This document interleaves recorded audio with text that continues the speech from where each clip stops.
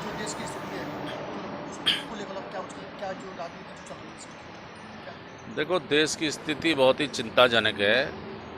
Corona महामारी ने सारे देश की स्थिति पूरी तरह से तहस-नहस कर दी है। आप देख रहे हो 3 महीना से ना कोई काम हो रहा है, ना कोई धंधे चल रहे हैं, स्कूल बंद हैं, बच्चों का भविष्य अधर में है और सरकार अस्थिर है।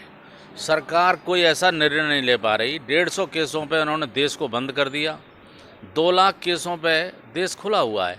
मेरी समझ में ये बात नहीं आई इन्होंने देश बंद क्यों किया था। अगर 1 आध महीना 2 महीना और बंद रहते तो ये देश के हित में होता। आर्थिक स्थिति बहुत डामाडोल है। आर्थिक स्थिति की ये पोजीशन हो गई है कि आप देखिए कानून व्यवस्था बहुत भंग है। मतलब ऐसा देश में उथल पुथल माहौल। अभी आपने देखा होगा जैसे जो मजदूर जा रहे थे, कोई भी यहाँ यहीं के आदमी जैसे हमें लोकल बॉर्डर पे जाते थे तो इस तरीके का माहौल होता था, ये कहाँ से आ गए, जैसे भाई सरहदों में बट गया हो देश। और इस तरीके की जो भावना है ये राष्ट्र के लिए अच्छी बात नहीं है। इससे क्या है कि जो गलत शक्तियाँ हैं इसका फ़ायदा उठा सकती हैं और लोगों में इस प्रकार की जो भावना गई है कि भाई हम अपने ही देश में हमारा उत्पीड़न जो हो रहा है, हमारी कोई सुनने वाला नहीं है, उससे ठीक माहौल और सही संदेश देश में नहीं गया।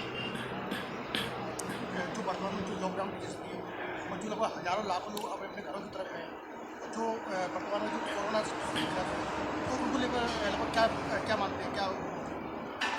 नहीं, जो लोग गए वो इसलिए गए हैं कि इन सरकार के पास कोई इंतजाम नहीं था।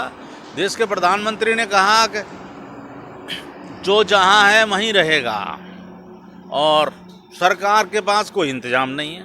तो लोगों ने कहा भाई अब मरना है तो अपने घर जाएं। तो भगदड़ मच गई, जबकि देश के प्रधानमंत्री को ये कहना चाहिए था कि मैं तुम्हारे खाने पीने का इंतजाम करूंगा, कोई घबराने की ज़रूरत नहीं है। देश में हर चीज़ का इंतजाम है, देश की हर चीज़ की व्यवस्था, हर भारत के नागरिक की व्यवस्था मैं करूंगा। देश के प्रधानमंत्री का ये कर्तव्य है। भरोसा दिलाते भगदड़ नहीं मचती। आज भगदड़ के कारण बहुत गलत माहौल हो गया, उद्योग धंधे खत्म हो गए।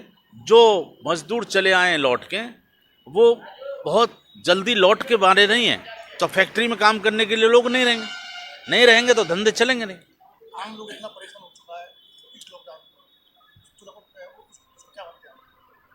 देखो, आम आदमी की तो यहाँ ग्रामीण पृष्ठभूमि में तो कोई खास असर पड़ा नहीं इसका।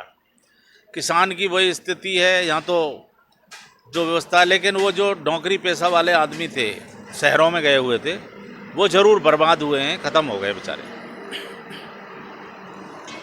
अच्छा, जो वर्तमान की सरकार है उनको जो उन्होंने आरोप लगाया है लगभग कांग्रेस की सरकार जो बता रहे हैं बॉर्डर पर बसों को लेकर तो उनके बाद मतलब आपको पर्याप्त संसाधन मिलता तो उसको लेकर क्या मानते हैं?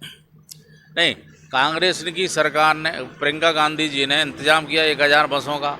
आप 1000 बसों को ले आते, लोगों को बैठाते, भेज देते। अपने प्रियंका जी ने कहा था अपने झंडा लगा लें, अपने बैनर लगा लें। मतलब अगर एक दूसरे की, भारत की सब सरकार हैं, भारत के लोग हैं, आपस में मदद करना चाहते हैं। जब भारत में आप चंदा ले रहे हैं, जब भारत के लोगों से आप हर चीज़ लेना चाहते हैं, भारत के लोगों से वोट ले रहे हैं, तो भारत के लोग बस नहीं दे सकते क्या? दूसरी सरकार मदद नहीं कर सकती? आपको लेना चाहिए था और मदद लेने के बाद लोगों की जो परेशानी थी वो थोड़ी कम होती।